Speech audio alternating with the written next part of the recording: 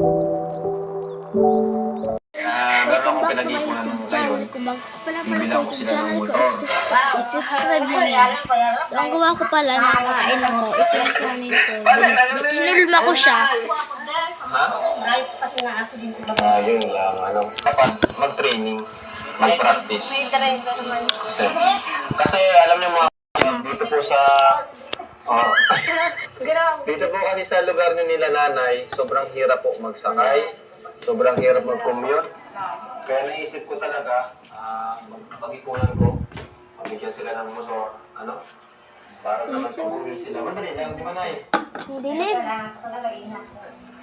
Ingat lang, So, okay ba sa'yo, Rosa? Grabe ang tawa ni Rosa.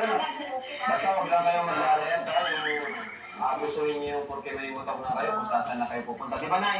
Bye.